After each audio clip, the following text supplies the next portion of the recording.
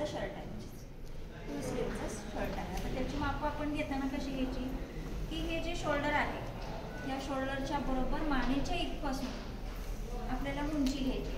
तर आपल्याला शर्टची उंची किती घ्यायची आहे 16 इंच. आपल्या शर्टची उंची किती असणार आहे 16 इंच.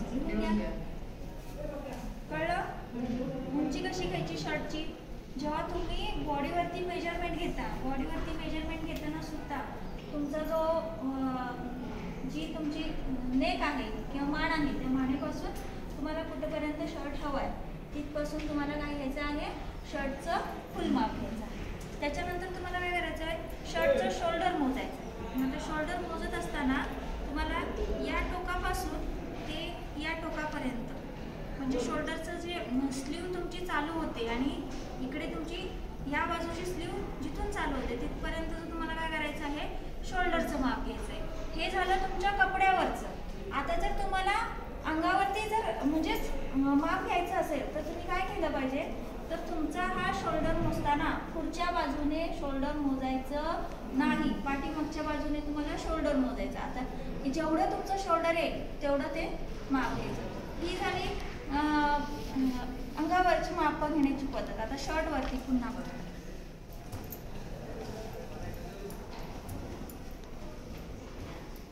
आता शर्टच्या छातीचं माप मोजताना तुम्हाला काय करायचं आहे बरोबर हे शर्ट असं ठेवायचं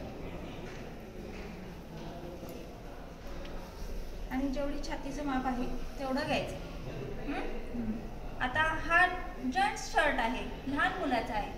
तसंच तुम्हाला गोल राऊंड ज्या कोणाचा जेंट्स शर्ट शिवायचा आहे त्याच्या सुद्धा छातीचा गोल राऊंड घ्यायचा आहे. गोल राऊंड कसं घेताना तुम्हाला सगळ्यांना मी मापाची पद्धत घेताना दाखवलेली आहे. आता जर शर्टचं जे कॉलर आहे ते कॉलर मोजताना बघा. आता हे काय आहे तुमच्या शर्टची कॉलर तयार शर्टची कॉलर आहे. तयार शर्टचं कॉलर मोजताना तुम्हाला इथून ते या जिथे संपते तिथपर्यंतचं अंतर मोजायचं. त्याच्यानंतर आता अंगावरती माप कसं घेणार तर तुम्हाला पूर्ण नेकचा राऊंड घ्यावा लागतो. त्यावेळेस तुम्हाला ती तयार कॉलर तुमची तुम्हाला कटिंग करता येते किंवा गळ्याचं माप टाकून ते कटिंग करता येते. आता तुमचं राहिलं आहे काय स्लीव राहिले म्हणजे जिथं शोल्डर तुमचं संपतं तिथून तुम्हाला स्लीवचं माप घ्यायचं आहे. तर स्लीवचं माप तुमचं जिथे जेवढं येतं त्याच्यामध्ये जेवढं आहे कपापर्यंत तेवढं पूर्ण अंतर तुम्हाला मोजायचं आहे. समजलं?